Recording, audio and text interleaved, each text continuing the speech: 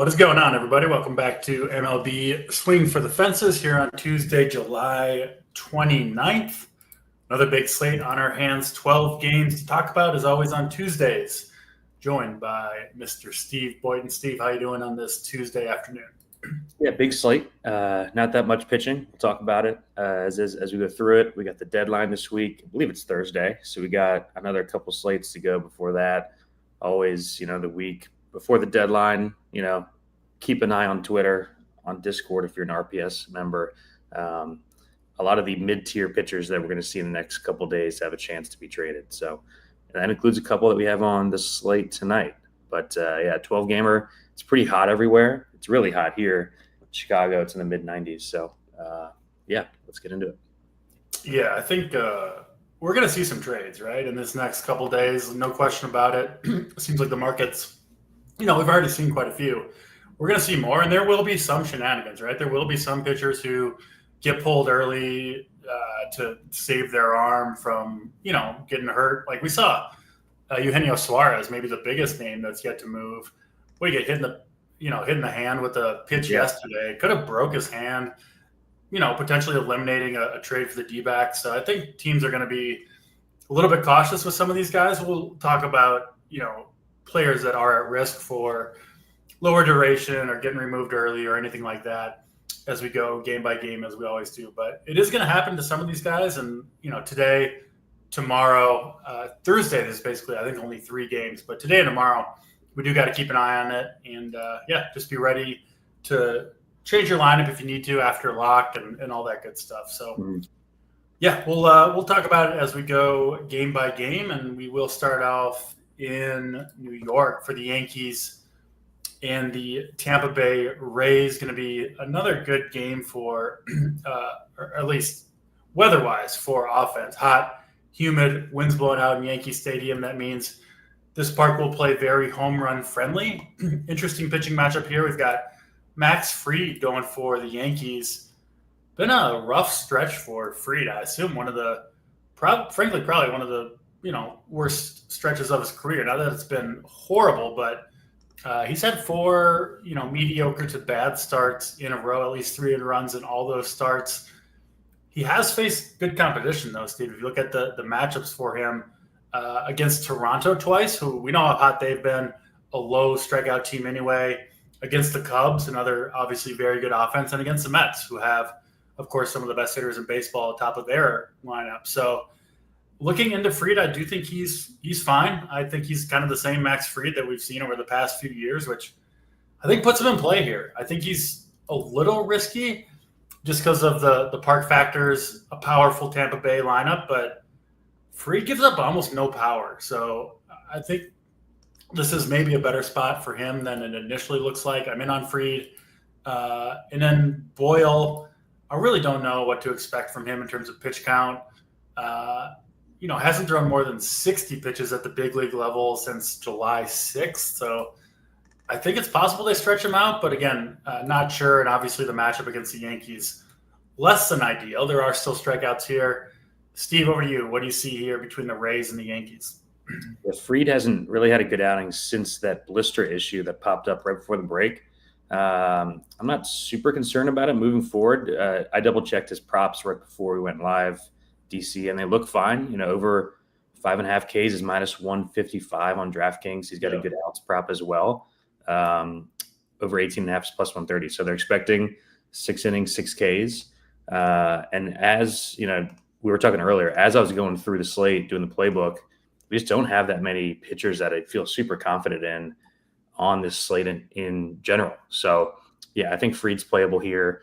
Not my favorite guy up top in the 9-10K range, but he is in my pool just because of just the real lack of that many arms that I think are going to pitch even decently well on the slate. You mentioned it's hot in New York. It's pretty hot everywhere. So not that many great, pitching environments on the slate, and not that many great pitchers on the slate after these top few guys. So I'm with you. I'm kind of reluctantly in on Fried here just because, on a normal slate with other 10K pitchers, I probably wouldn't be on him, but he is in the pool.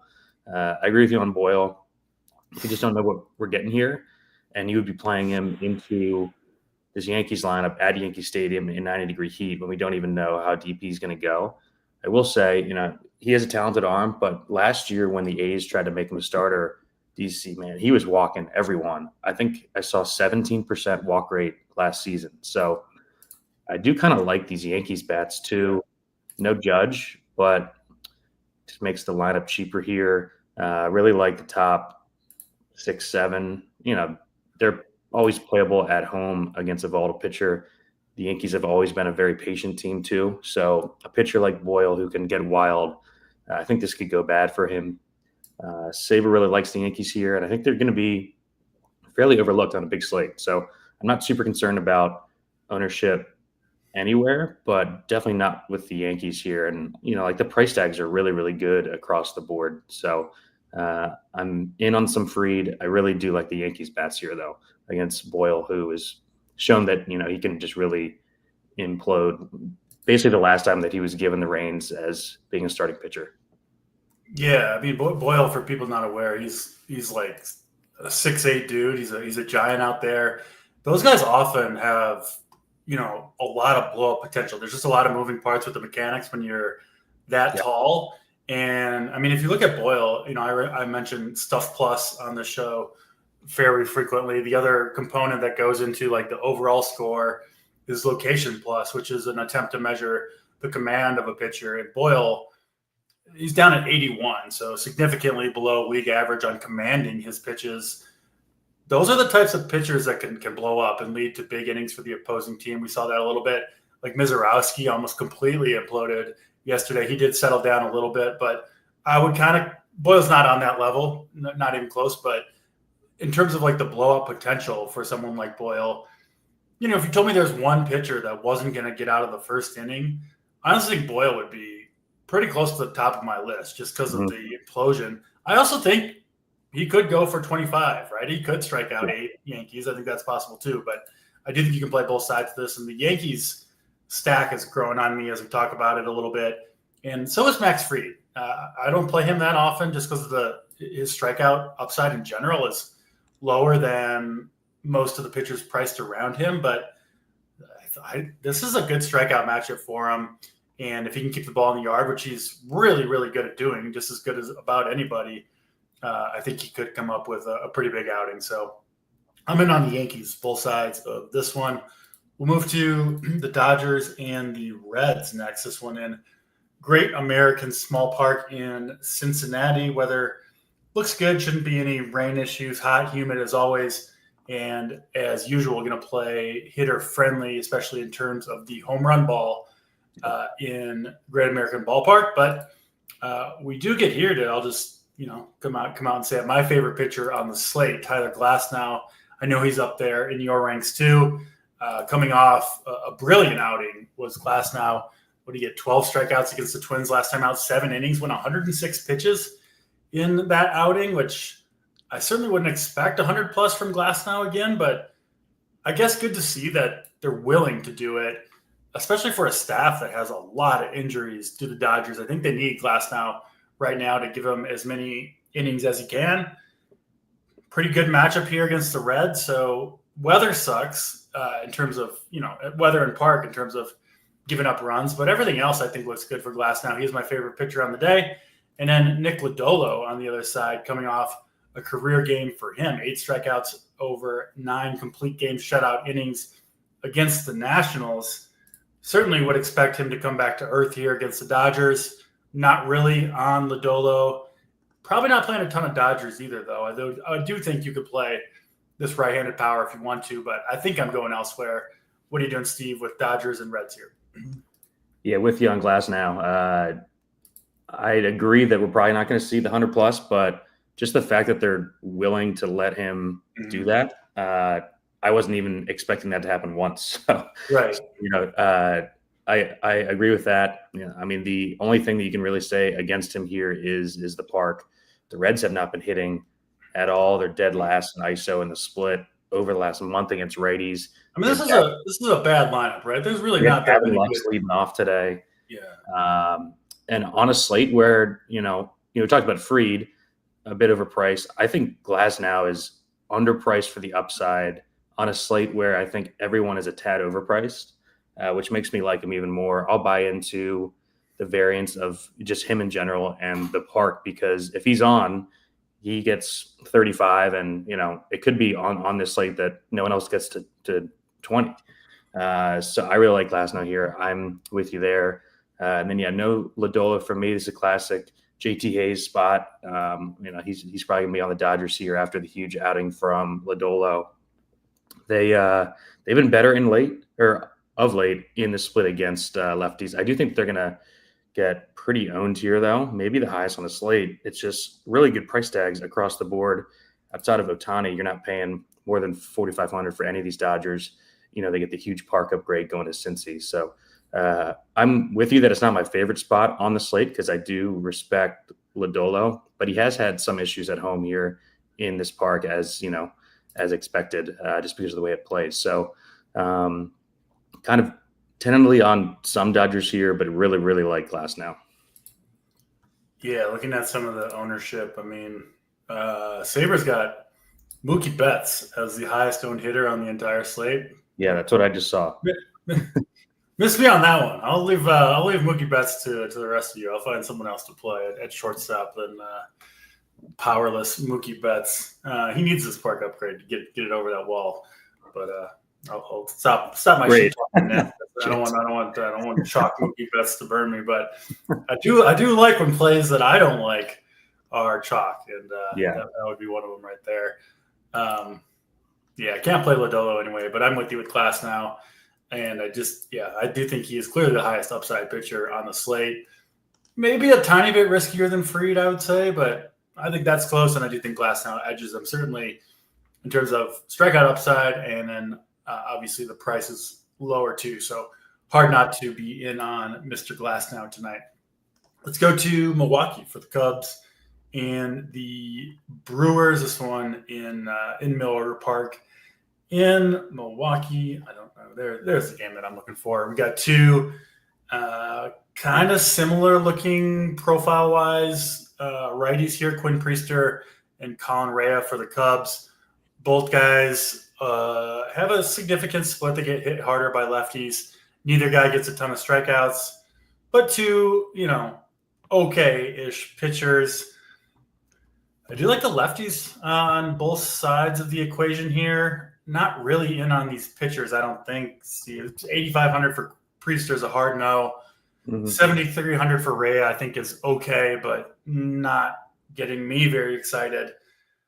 Christian Yelich, the Cubs lefty, Bush, Tucker, PCA, I think all look good, but I don't know how much of this game I'm going to end up with. What about you? What are you doing with Cubs and Brewers here? Yeah, this is kind of just awesome series. These two teams are right there in the NL Central battling. It was a good game last night. I'm with you. I'm not on either pitcher because these two offenses are very dangerous, but they're also not the worst pitchers on the slate.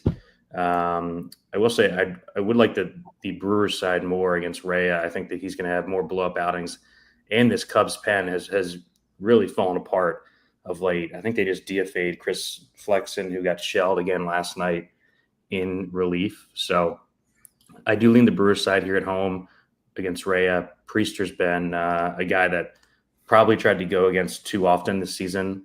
And the price tags on the Cubs, I really needed a plus matchup to spend $6K on PCA and $6K on Tucker. So the price tags across the board, I think that the Brewers are much, much better plays here. The entire team is under 4,500.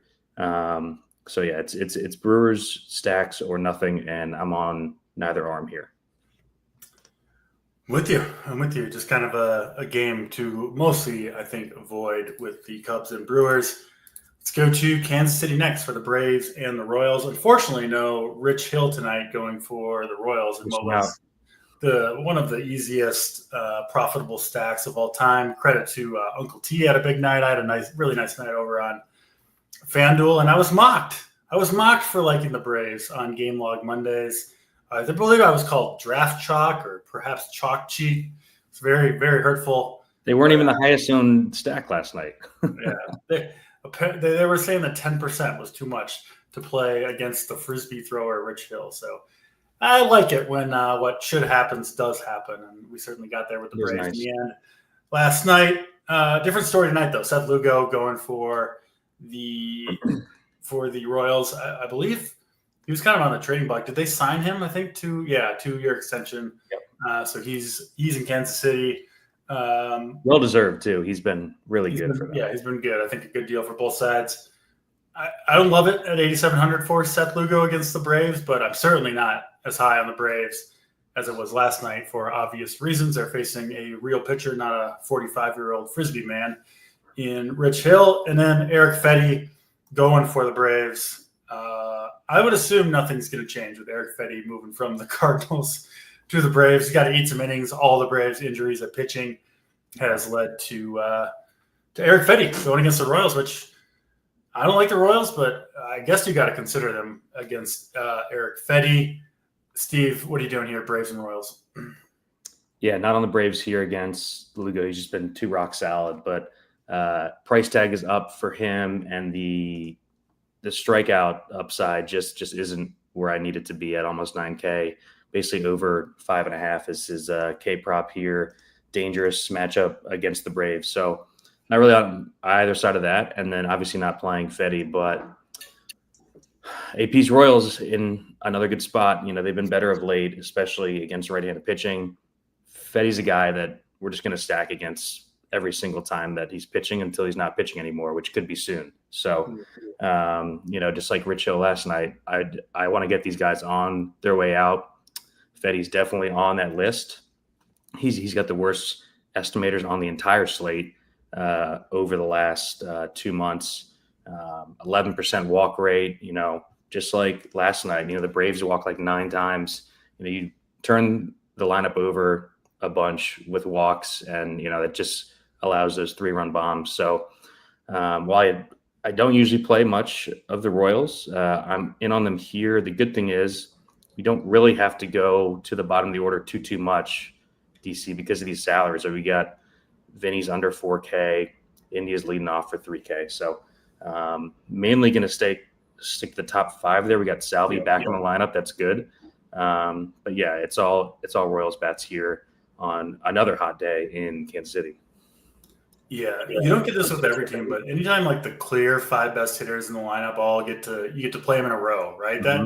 That makes a stack more interesting to me. It's certainly true with the Royals. I mean, and you can fit that Royals stack, that 5-man India Witt, Vinny P, Garcia, Perez, with 2 good pitchers pretty easily. So I think that's a decent way to go.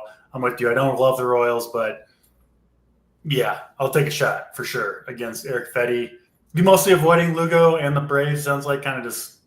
Yeah, it's just kind of a wash for me. I think he's a bit overpriced in the spot, and there are guys that are just above him that I think have actual slate winning upside. Yeah, with you on that for sure.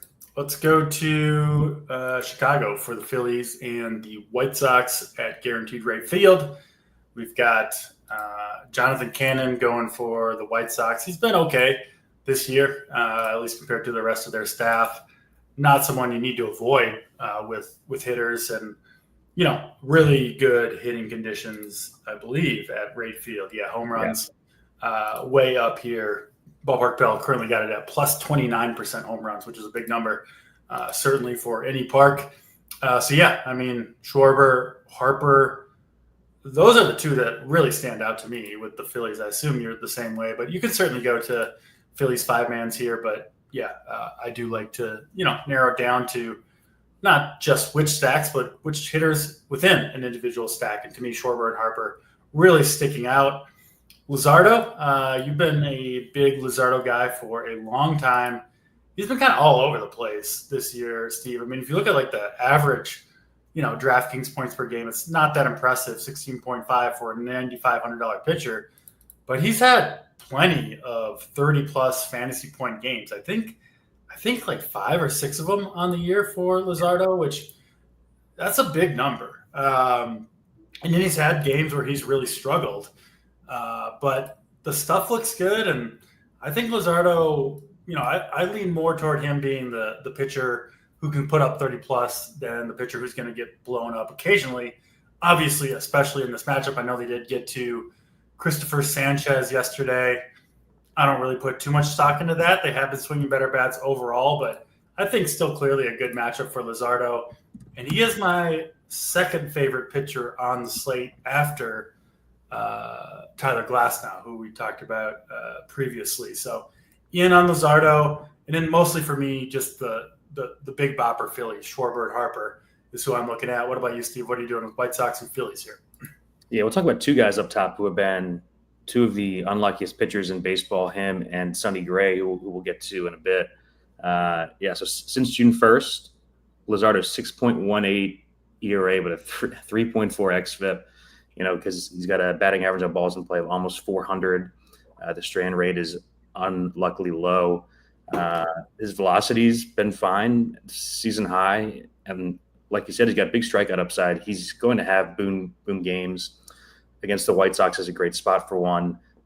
He has a great strikeout prop and out prop tonight. So they're not worried about an injury or anything like that. Over 6.5 minus 105 is the strikeout prop here. So, yeah, I mean, I love to buy into guys that have been super unlucky going into soft matchups, and that's exactly what this is here. So I'm going to keep playing Luzardo. I understand that it's an uncomfortable click right now based on what's happened to him.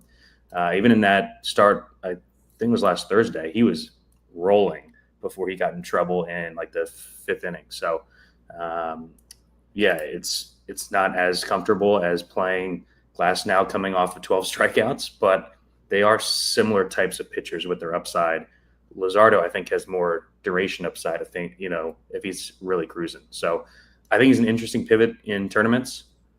I'll have some of them here. And I agree on the Phillies. I think that they're in a great spot in this heat against Cannon. Ballpark Pals got them with, I believe, the highest simmed team total on the entire slate. So, and it's very easy to figure out who to play. You play the studs and the rest of the lineup is free. So it's just kind of whatever fits with your secondary stack. I've actually been playing when it works, like a cheaper 5-man with just the 3 studs from Philly as the secondary stack. So, if you like the cheaper pitchers on this slate, you can go ahead and do that as well. But it's all Philly here for me. Yeah, 100% with you. Luis Robert, the one guy that I think is a pretty good play on the White Sox, 3,500, trying to hit his way out of Chicago. And, he's got the power, the speed, everything. He is a player that I like on non-Luzardo teams, but really the only one I'm looking at on the White Sox tonight. Minnesota and Boston up next in Target Field. Another good night for hitting. Ball should be flying in Target Field here, which we'll have this playing. Yeah, Ballpark Pals got it as the second best overall run environment on the slate. A little bit hard to believe, but that's what they do have right now. Red Sox are going to go with Giolito here, who he's coming off a really rough run against Philly, but he was on a pretty damn strong run before that. The numbers overall in the season look pretty good for Giolito, better than I think he is as a pitcher. But he is a pitcher I think who does have some upside here at 7,800. No Twins lineup yet. They are, looks like, going to be significant sellers. So we could see some pieces of this Twins lineup move for sure. And then no starting pitcher announced yet, right? I don't think I have. Have you seen one, Steve, for the Twins? Not confirmed. There was a rumor that they're going to call up someone from AAA, but I haven't seen like an actual confirmation yet. Yeah. By the way, DraftKings, when you get, do they have, when they list like every Twins pitcher when you're trying to scroll through and like the whole roster's on the probable. Yeah. Get that out of there. Just pick one. It doesn't matter. Yeah, because I saw it, Joe Ryan. All right. Yeah. On the slate all where their IL pitchers are on there. Yeah. Be better. But anyway, I don't think the Twins are going to pitch anyone worth playing, no matter who it is. So I guess we'll scratch that off. I don't really know what to do with the Red Sox, obviously, before we know who's going to pitch. And yeah, we'll see what the lineup is. I mean, obviously, a lot of question marks over this game still. I think I'm just going to avoid the Twins probably entirely, no matter what they do. But what to do with the Red Sox, Giolito, and the lineup, I think is very much up for debate. So what are you doing with this game? A little bit confusing with the Red Sox and Twins.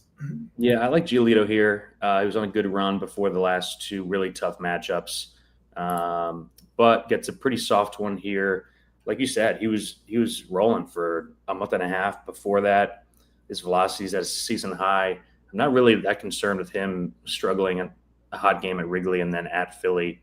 I think you mentioned Buxton missed the game last night. He's not usually a guy who comes back from injuries super quickly. So I assume the reason that we don't have their lineup is they're waiting to see if he's going to play.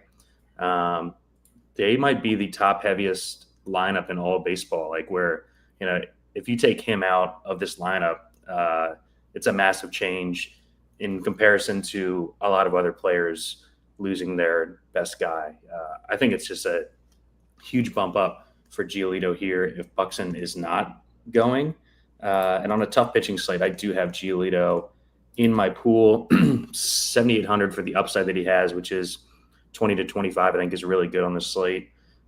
He's grown on me throughout the day. And then, like if we get this Twins non-prospect getting called up in the middle of the day to face Boston, I think Boston are a good place. Who is it? Who do you have as the most likely? They've gone back and forth. I know Fangraphs had it earlier. Pearson Ole, who is a 40 future value.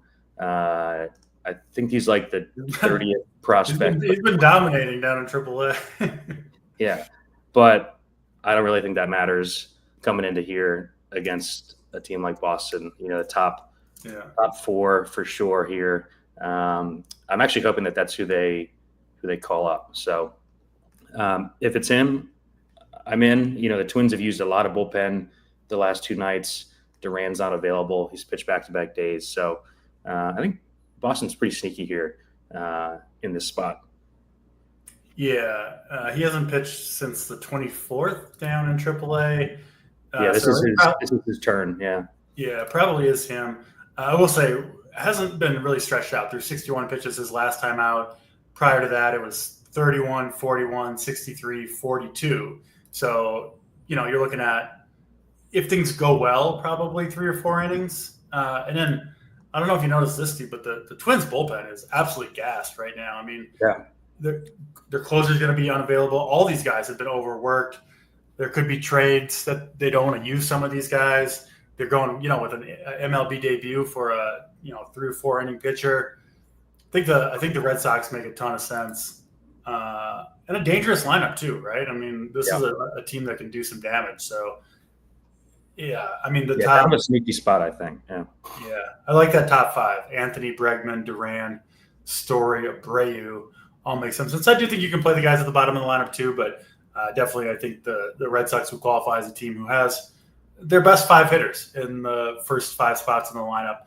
Pretty fun stack, I think, against a Twins team who, I mean, they're just limping to the deadline, right? And then they'll kind of regroup probably after that. But this could be a good time to try to pick on the Twins pitching staff for sure. So that makes a ton of sense to me. We'll see what they do with their lineup and figure out Giolito from there. Up next, we've got Miami and St. Louis. This one in Busch Stadium. Similar weather there that we've seen over the last week or so. Hot, humid, of course. 2 interesting pitchers here. Sonny Gray going. It's been a rough go for Sonny Gray especially these last 2, but hasn't had a huge outing or even a really great outing since that 50 burger back in the end of June. I'm not sure. He didn't even throw that many pitches in that game, so I don't think it's fatigue or anything, but just hasn't pitched well. Sonny Gray, I would expect him to be back to his normal self sooner rather than later, but hard to have a lot of faith in him at 9,700, I think, against the Marlins team that their lineup tonight is lower strikeouts than you would imagine, or I think most people would think. So Kind of out on Sonny Gray compared to the other 9K pitchers. Sandy Alcantara, I don't know what to do with him. He's one of the – there's not very many of these, but one of the few pitchers where all the metrics, specifically the pitch stuff, looks good for Alcantara. It has all year. The results have not followed whatsoever. Still sitting there with an ERA of 6.66 here. At the end of July, he is a trade candidate as well. I don't know. I don't think he's the worst play at 7,500, but I've been wrong about him enough that I'm kind of gun shy. And also, who knows? I mean, they could pull him early in this game if they get a good trade offer, or even if he just looks good, right? If they know they're trading him anyway, why would they push him beyond 4 or 5 innings? It wouldn't make sense from my perspective to do so. Every inning that you put it back out there is an injury risk. That's just the way it is for pitching. So yeah, especially for a guy who's been hurt a lot, Yeah, I would be surprised if they pushed him, but don't know that for sure. I don't think I'm going to play Alcantara. I'm not going to play Sonny Gray, I don't believe, and probably not going to play a lot of bats from this game either, Steve. So kind of count me out on Marlins and Cardinals here. Yeah, Sandy's props are really bad. Over 4.5 cases plus 125. I think they're kind of baking in some risk that he gets pulled in this spot. I mean, I wouldn't be surprised. We've seen multiple reports during the day today that they expect to trade him before Thursday. So I think it's a lot of risk for not that great of a spot for a pitcher who's been bad. If he hadn't just had that good outing, we probably wouldn't have even thought to consider him, but he did. So, but I'm not in on Sandy here. I think Gray is fairly similar to Luzardo in that they've been super unlucky. Sonny Gray's got the best xFIP on the entire board at 2.5 in the last month with a 5.5 ERA. That is wild. Same deal as Luzardo, 380 BABIP, 58% strand rate. The strikeout matchup worries me a bit for the upside, but I think he's kind of like Fried here, where probably like a high floor type of play on a slate where I don't like a ton of pitchers. So I'm reluctantly going to play some Gray. His props have been improving throughout the day. The team total for Miami is the lowest on the slate by half a run. So, the books love him here. I don't usually mention this much stuff with the sports books, DC, but, we're looking for, smaller things on the slate because not a ton was jumping out. So I'm going to lean into that a bit and play some Gray here. But I'm with you on the bats. Even though I'm not playing Sandy, I'm not super enthralled with this Cardinals lineup. So it's no bats for me, and I'll have some Gray, but I'm not going crazy with them. Yeah, I do think it makes sense 2 days before the trade deadline to lean a little bit more heavy into what the sports books, what the props are saying on some of these pitchers, just with all the uncertainty that we have. It's not just straight matchups that you can look at right now with so many players potentially at least being traded. So, yeah, good shot on Sonny Gray. I think I'm going to hold the line and say I like Glasnow and Fried and Luzardo all better than Sonny Gray. So he's not going to end up on my teams, but I have no problem with it. Like I said, I do expect him to bounce back and be, the pitcher that we know him to be, which is a very strong arm. Just don't love the matchup. And I do like those other guys just a little bit better. Yeah, I think he's fourth for me too, but I think him and Fried are fairly close. Yeah, makes sense. We'll move to Nationals and Astros, one of my favorite games of the day for a number of reasons. I think we were on the show last time Jason Alexander pitched. Mm-hmm. I mentioned on that show just how bad his numbers against lefties are. I think they did a lot of the damage in that game. Somebody did for the A's. Gave up 11 hits in 6 innings, 5 earned runs. Looking back, even multiple years, man, he's just been absolutely tattooed by left-handed bats, which that's this whole Nationals team, or at least the guys you want. So this is my favorite. I think they're going to be really low owned, but even if they weren't, I would like the Nationals here. Abrams and Wood, are the top two that you really want. But I do like Garcia, Bell, and Nathaniel Lowe a little bit too. Obviously, have to choose between Bell and Lowe. Good luck with that. It's a guessing game for me as well. But I like the top of the Nationals order. They will need to do damage against Alexander. Not a terrible bullpen behind him, but I do think they are very sneaky tonight. And then Mike Soroka, at least right now, Sabres got him as one of the 4 or 5 pitchers carrying 20+% ownership on the slate. I kind of get it against the Astros, who obviously have the right-handed heavy lineup that really hasn't done much. But I think you were in there, Steve. I did post this in Discord as well with Soroka, whose velocity has been in decline. I know his result was okay against Cincinnati, but really alarming velocity drop, especially last start, but even over the last 3 or 4 starts for Soroka, down like 3 or 4 miles per hour on all 4 of his pitches compared to a month or so ago.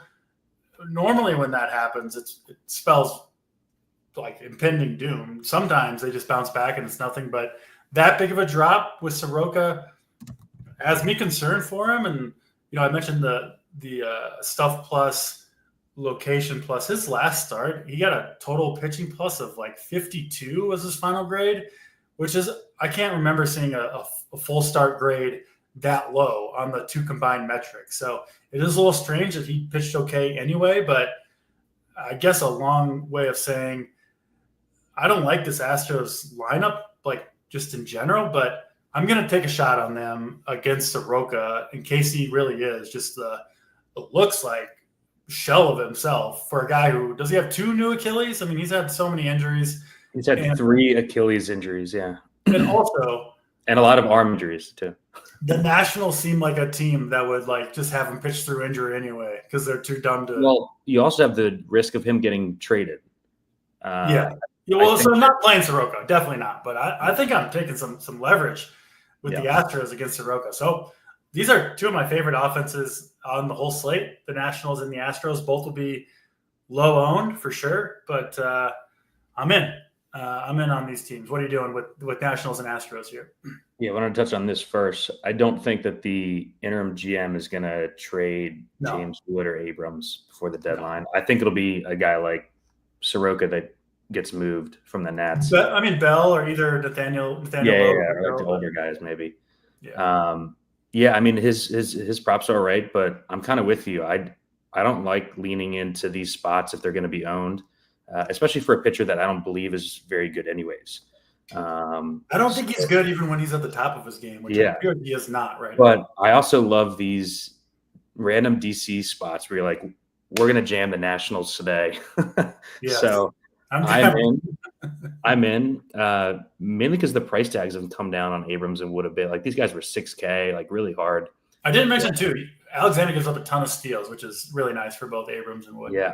So I like the full stack, but I also like kind of like we were talking about with the Phillies, you just kind of take the studs and play a 2 or 3 man here. I think that's super viable too. So I'm going to join you on the Nats here. I was kind of looking for one more team to stack. So I'm going to join you there. I'm going to be low on Soroka. I get the play, but I think there's enough concerns with the injury, with the trade. It's kind of like the same thing with Sandy. Like the Nats reported this morning said that, they're trying to trade him before the deadline. So I like Giolito more at the same price tag. We'll talk about Kikuchi. I like him more too. So I'm just going to have more of those guys and not play that much Soroka here. I tried to make Houston work last night, DC. I think they were getting perfectoed through 5 by Brad Lord. So this could go wrong, but yeah, no, I do get the play. I do like the Nats side more though. Yeah, and then the Nationals bullpen is awful too, right? I mean, it's a good spot for the Astros for sure. We'll see if they can actually do anything, and hopefully Soroka won't pull a Brad Lord on us and shut down this Houston team because I'll certainly have the full stack on one of my 5 DK teams. Probably one of each for these 2 offenses. Let's move it to the West Coast. We go to Angels Stadium in Anaheim first for a matchup between 2 veteran lefties. You've got Patrick Corbin, who pretty good numbers so far, crazily, on the year. Not the second target that he used to be back on the Nationals, at least so far. I do have a feeling the other shoe will drop for Corbin at some point, maybe tonight, but he's been legitimately pretty solid.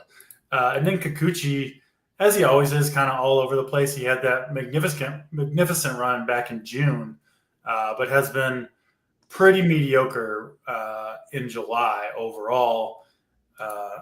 Decent spot for Kikuchi against this Rangers lineup. It's not super scary, obviously, other than Seager, which is left versus left, so you're not as worried about that.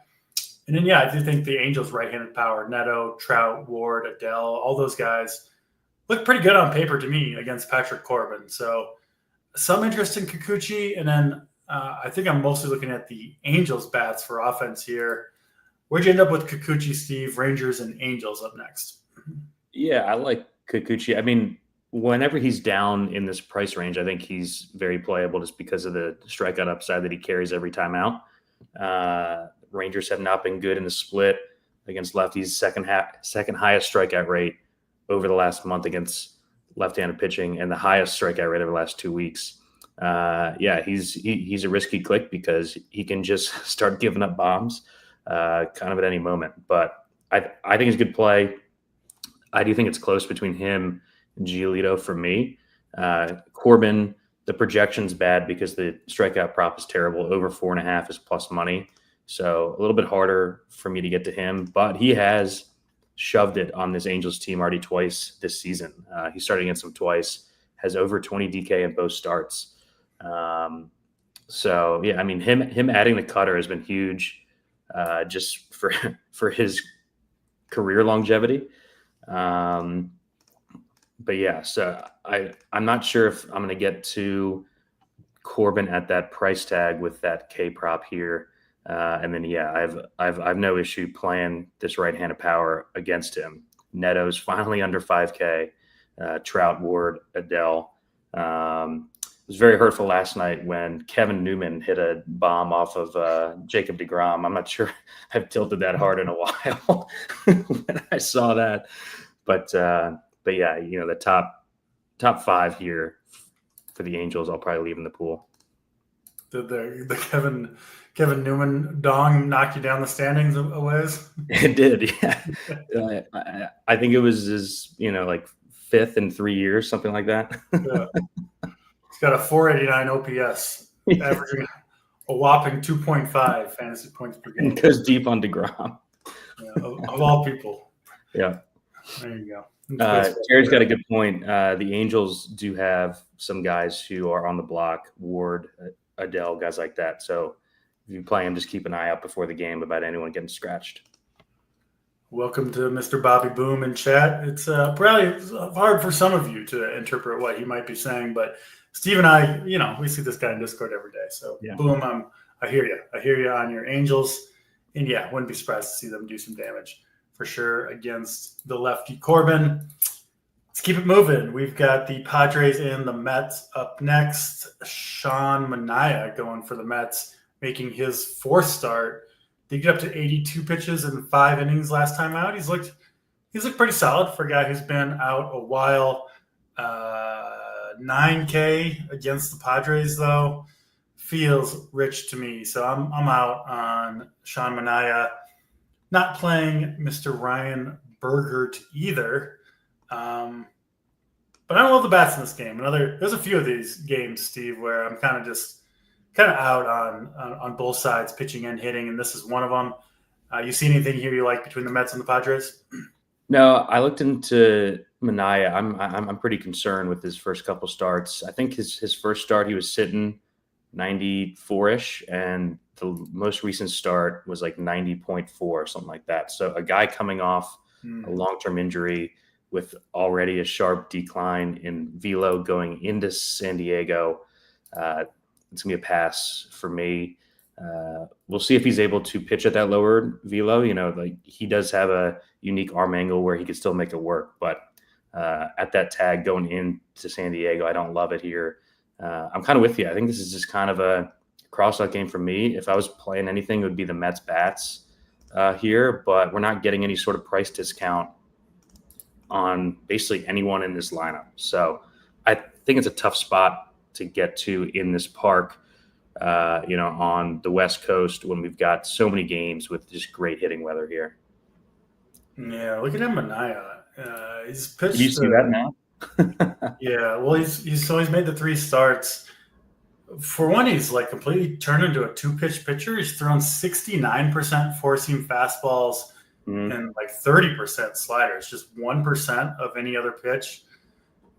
And then you mentioned the velocity. So it was 93 his first start back.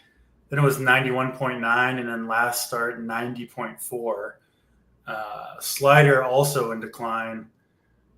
Yeah, alarming signs for Manaea. I did miss that just because I wasn't going to play him anyway. And then, it's this park, so I didn't dig into him. But that is definitely concerning, and maybe enough for me to push a little bit onto the Padres, who will have, I assume, like 0 ownership, right? I mean, nobody is stacking the Padres. So I think they're at least interesting given, real questions, right, around Sean Manaea. Yeah. All right, let's get to San Francisco for the Pirates and the Giants.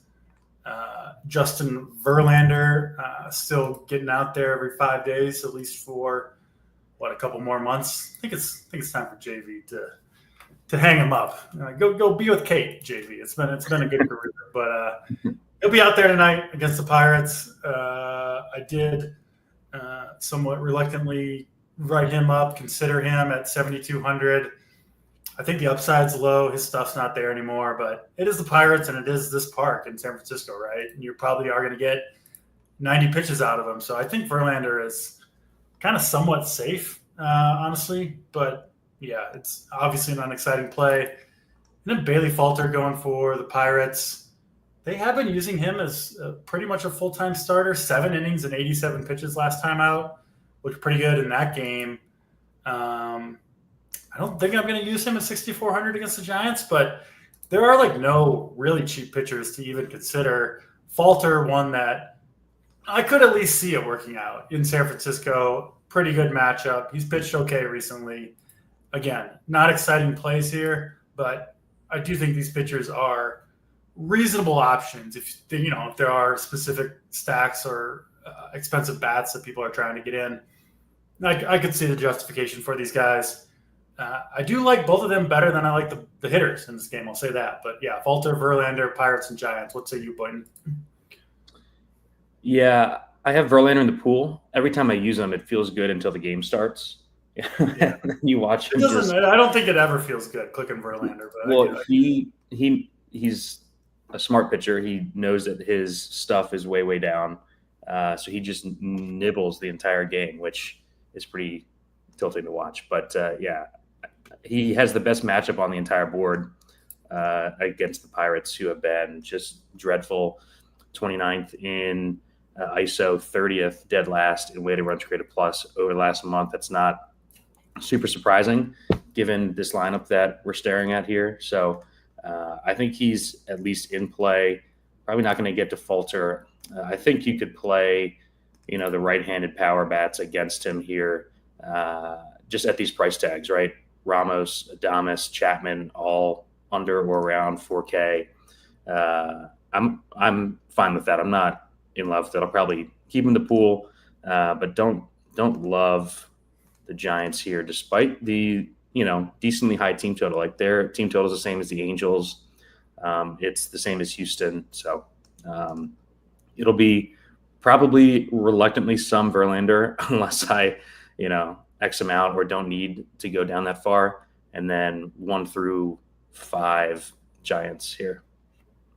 Yeah. I'm going to take Uncle T's advice and refrain from playing Bailey Falter. Hopefully I stay strong over the next hour. Last game on the slate is a good one in Sacramento for the A's and the Mariners. Yet another good night for hitting in Sacramento, as they all are. Probably the top park on the slate for offense. And we've got 2 pitchers we like to target against anyway. Luis Severino, who's got some pretty crazy splits, absolutely shelled in Sacramento to the point where he's come out and said he does not like pitching in this minor league ballpark. And I like stacking against pitchers who are complaining about the parks they have to pitch in. So give me some of these Mariners bats. Josh Naylor off to a very hot start with Seattle. I think he's one of the better plays on the whole slate. Obviously, Camporeale. I mean, he's just leaps and bounds above any other catcher on this slate for me. You see Naylor's been running too ever since they traded for him. And he's got 4 steals in 4 games with the Mariners. And he talked about it after the game yesterday. So even better. He doesn't look like a man who could steal 4 bases in 4 games, but credit to him. That's why it was alarming. Yeah. I think he got like 20 steals on the year. Pretty crazy. Yeah. And then, Raleigh and Naylor, I think, are the 2. But Croft, the lefties against Severino look awesome. You can play, of course, Rodriguez and Rosarino, but the lefties are the ones that profile the best against Severino. Logan Evans on the other side, doesn't really have a real split. It's pretty much everybody has hit him hard, and of course, he's been much worse away from home than he has been in Seattle. Like all Seattle pitchers, it's really, really bad numbers when you get him out of Seattle. You get him in this park against a powerful A's lineup. I know you're going to be on the A's here. I don't know how you wouldn't be. I think they're arguably the best stack of the slate. Steve, what are you doing with A's and Mariners? Yeah, sucks. During the show, Jacob Wilson fractured right forearm, which is a bummer. He's been so good. We actually just got the A's lineup, so the back half is just going to be super cheap. I'm with you. I like both sides here. I think this is the best spot to stack both sides. Like a lot of the other teams that we talked about, I feel way better about one side of the game. This is one where I'm going to play both sides, maybe on my main, because of this super cheap lineup the A's just put out overall. It's going to be easier for me to get to the pitchers that I want with the game that I want. So pretty happy about that. I'm on both sides here, not on either pitcher, obviously. Just going to keep leaning into this stadium. Usually in this spot with this weather, we would see projected ownership in the 20s, but apparently everyone's going to play Mookie Betts. So because of that, we're going to get this game lower owned. I just really like both sides. I like the A's side a bit more. I just think that Evans overall is a tier worse of pitcher than Severino here. 10% walk rate, not really concerned about anything going bad here. And we've got good prices on everyone but like Kurtz and Rooker, who are Kurtz has fully deserved that price tag. So no real argument there. So it's a lean to the A's for the 5-man, but I'm likely going to be full stacking this game on my main. It's going to be a tasty one in Sacramento. Hopefully get us to the top of some tournaments. It's all 12 games. We got 5 minutes to spare, so that means the Dong Draft. We're bringing it back. Nice. Fire up the Dong Draft tonight. I will take first pick, and I'm going to take Mr. Josh Bell. Nationals going deep for me, 3,100. Give me that 1.5x for a player below 3,500. Josh Bell, number 1 pick. Steve, you're up for the Dong Draft. Josh Bell. All right. I'm not going to go with 3,500 for the first pick because I was just staring at a guy, Larry Butler, who's leading off tonight. Good Larry Butler to go yard, hopefully to start the game. I like that call. And my next pick, I do like Luzardo, but on teams I don't have him, I mentioned him previously. Give me some Luis Robert. Been red hot for a couple of weeks, 3,500 exactly. So you get the bonus, of course, if he goes deep. Get the leverage against Luzardo and a home run park in Chicago. I think Luis Robert makes a ton of sense as a leverage contrarian play tonight. Steve, you're up. Second pick. I'm going to stick in that same game. Go to the Seattle side, though. Guy who is a platoon bat but has a ton of power. Dom Canzone, 1.5x, right at that 3,500 price point. Has done well all season when I played him, so I'm gonna keep rocking with Canzone here. I got to pick on Soroka with one of my picks. So we'll go to the very top of the lineup. Mr. Taylor Trammell can get him. I say they're all under 3,500. So yeah, 2,400. We're shooting for the moon tonight. We're trying to win a GPP. We're trying to get 4.5 points in the dong draft. Taylor Trammell, join the squad. Steve, your last pick for the dong draft. We talked about it right at the start of the show. I think the Yankees are in a good spot against Boyle, who I think it could go bad for if he loses the zone. I'll go with the Martian, Jason Dominguez. Ooh, I like that. Also 3,500, so I get the 1.5 there. He was on my short list as well. Love the pick. That's the dong draft. Let's do pitching, Steve, your preferred favorite combination on DraftKings tonight. Yeah, so when I wrote the playbook a couple hours ago, I was expecting Glasnow to get steamed up to way higher than he is right now. I'm seeing 25, 28%. So I'll go Glasnow. I think he should be 40 plus here. And then kind of my gut call is Giolito at 7,800. I think he's a nice pivot off of Soroka, who is catching even more steam as we've been on the show. So I'll go Glasnow, Giolito here. Glasnow is kind of a shoe-in here for me. I do think he's the best pitching option on the slate overall. And I'll pair him with makes me a little nervous going with him, but I'll go with Max Fried, who's been growing on me throughout the slate. 10K. I think there's enough value to fit him in. I mean, heck, I chose 3, cheap guys for the dong draft, so those guys can plug right in. My expensive pitchers, hopefully, get to the top. Let's do stacks. Steve, give me two of your favorites, and then maybe one contrarian stack. Yeah, the 2 favorites are the 2 teams out in Sacramento. We just talked about them. A's. I have a slight lean A's over Seattle just because of the price points of the guys in the bottom of the order. And then the sneaky one's Boston, I think, against the Twins, especially if they call this guy up last minute. We talked about how beat up that bullpen is. I think we could get like several innings of a long relief guy in this game for the Twins. So I'll go with Boston as the sneaky stack.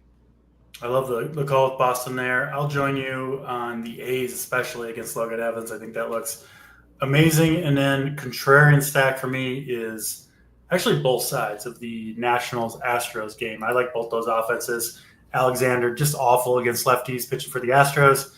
And in Soroka, I think there's a serious chance he's pitching through some sort of injury at the moment, like the Astros' chances of beating up on him if that does prove true.